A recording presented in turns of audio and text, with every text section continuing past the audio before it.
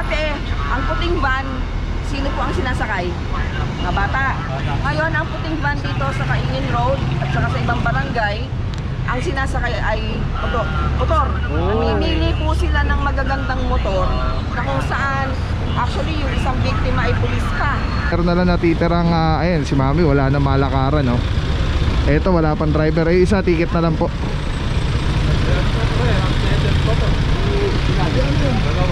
Ay, others.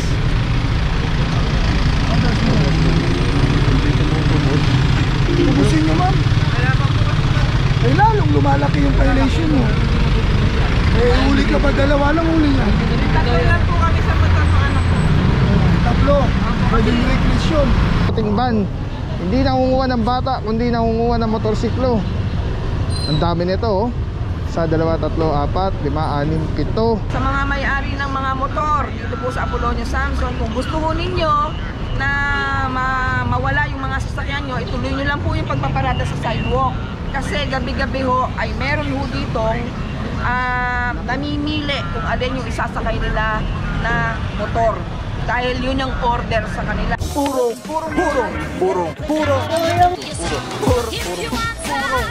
Pagmamahal, purong pagmamahal. Pinag-aawal kong gusto. Kahit mas maganda sa kagawad ng transport.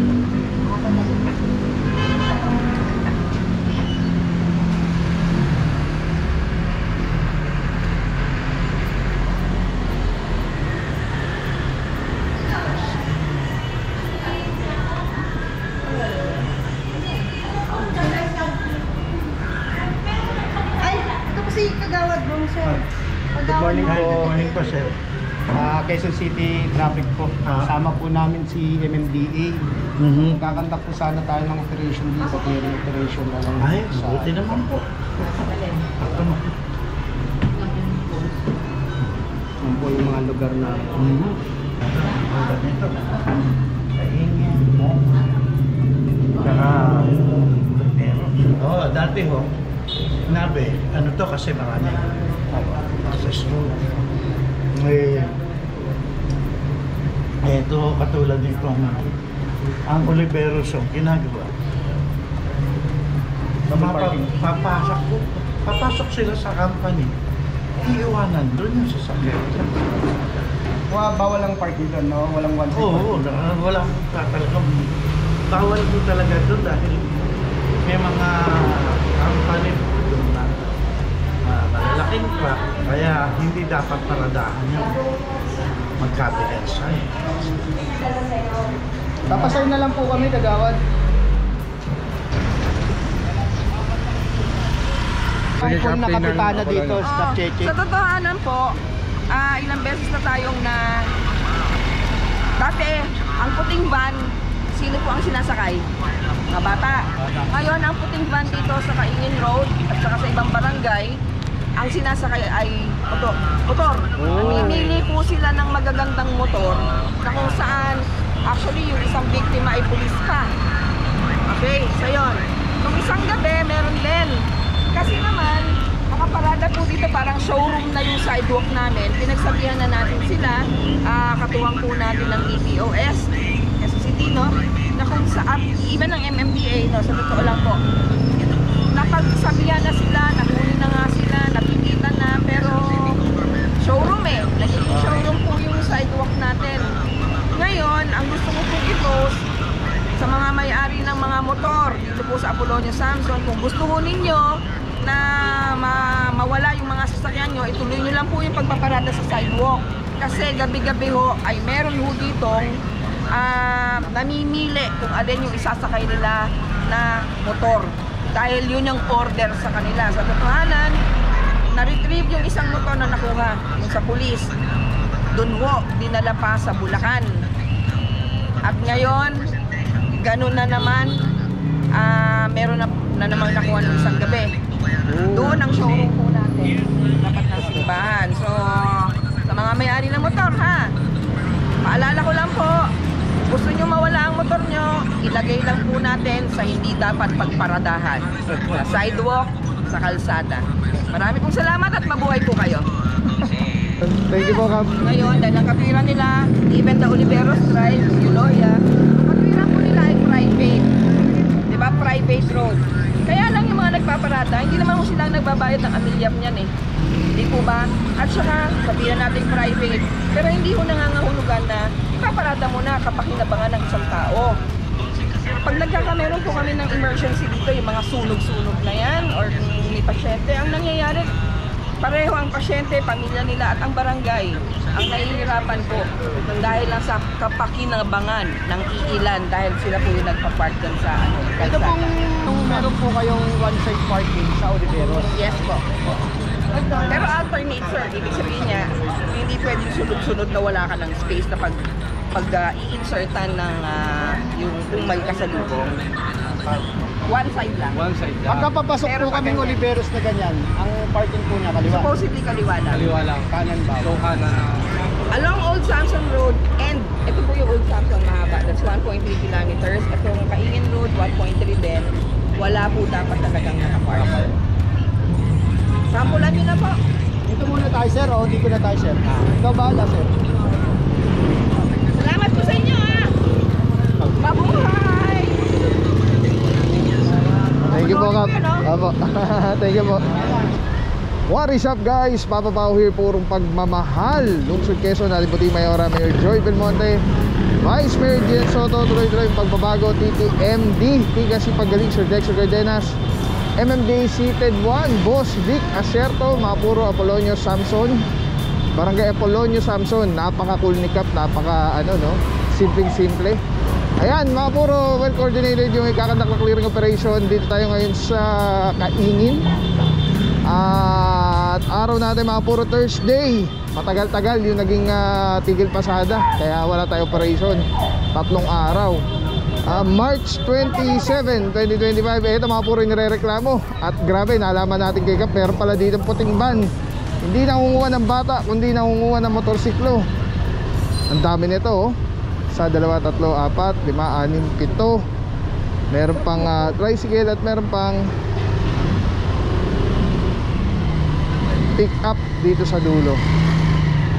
Wala nang lalakaran mga puro. Nakasama na dyan Officer Mentera, Estarea, Caleva, Grumero, Officer Di Guzman, Herance, Officer Arsenal. Alright, park lang tayo na maayos mga puro para makapag-cover tayo. Pagdating dito ay malinis na.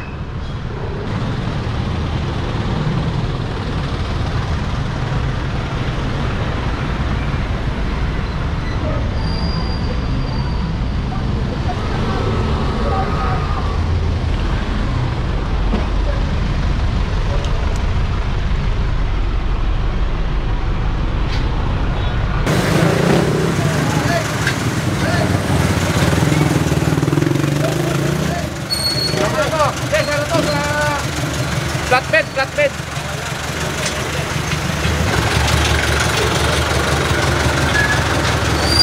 Okay mga puro, meron dito isang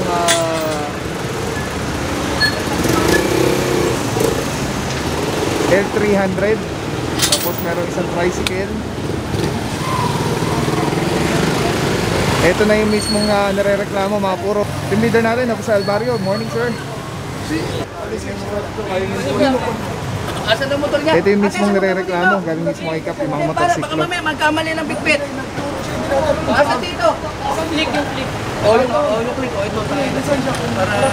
Or mga puro, may mga driver titikita na lang. Tapos yung the rest na wala pa lumalabas sa driver, ito po yung inaorasan. After 5 minutes, subject for impound. Barangay Apolonio?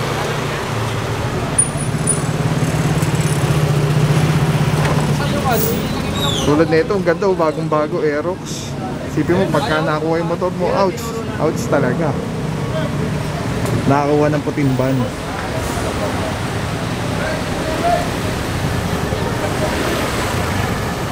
Ay mga puro, sa kabila may nahuli pa, walang helmet.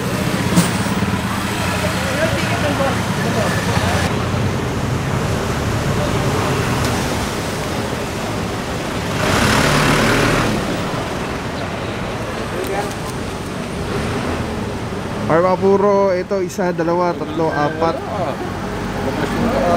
5 na lang yung natara dito. Ay itong isa naman Pinoorasan na po. Pag 5 minutes po, 5 minutes na daw. Itong pick up. Tricycle lang, tricycle dyan. 10:59 lagi ko yun. Nabalik na pa sa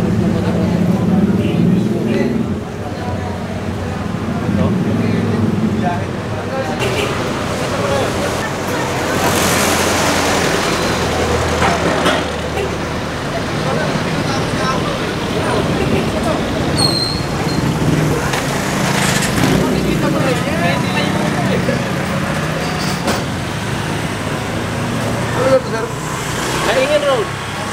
Oh, barangay Apollo, Anong kanya? Ito mga puro, may driver isa, ticket na lang po ito. Nagbigay na rin ng license si madam, titikita na lang po. And the rest yung iba, wala pa rin po na driver na lumalabas. Tuloy-tuloy lang po yung 5 minutes yung oras.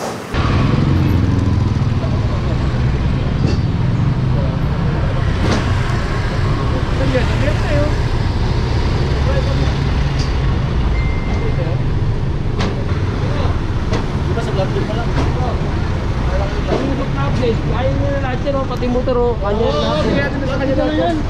Sa labas, sir. Para doon siya humanap. Sa labas.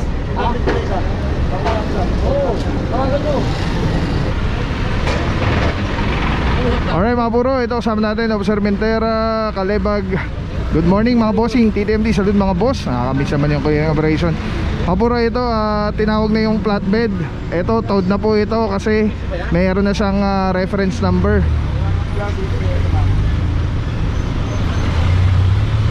Tapos dito sa kabila, meron na lang natitirang ayun, si Mami wala na malakaran, no. Ito wala pang driver, isa ticket na lang po.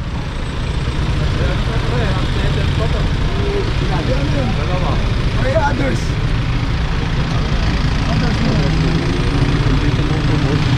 Tubusin nyo, ma'am. Ay lalong lumalaki yung violation mo.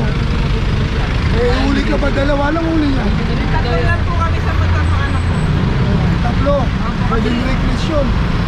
Nasundo ko po kasi siya. QC rin, QC. Sa ano po kasi nag-aaral yung Ituan. Dito lang po kami Quezon City pa rin. Paligulang na gano'n, bigla lang may polis na po kasi. Ay, mga puro, may nakitang unsettled violation si ma'am. Wala pa po kasi.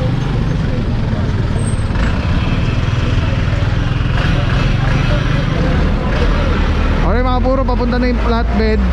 Ito, meron na lang dito 4, 1, 2, 3, 4. Lahat nasa sidewalk po, wala pa rin pong driver na lumalabas. Tapos ito si ma'am may driver, ticket na lang.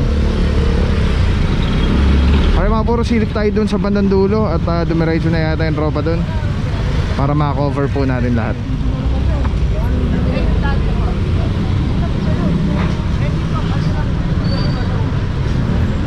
Alright, ito isasampa na rin po ito. Towed na po sila. Let's go guys. Para sa update na kalsada ng QC, please like and follow QC Traffic Transport Management Department. Sa dami ng sakit ngayon, importanteng protektado tayo at ang ating pamilya. Andito ako para i-share sa inyo ang Ozonizer 2C. Safe na ozone air purifier. 100 square meters ang kaya nitong protektahan sa ating tahanan. Kung mahal nyo ang inyong pamilya, mas mahal magkasakit. Prevention is better than cure. If you want to know more, visit Facebook page Super Oxygen or call 0917-755-0889. Maraming salamat sa iyo. Walang papapaw. So thank you so much sa walang sawang support, tiwala. Thank you sa Panginoon at ingat kayo palagi. God bless you. Purong pagmamahal. Thank you so much. God bless.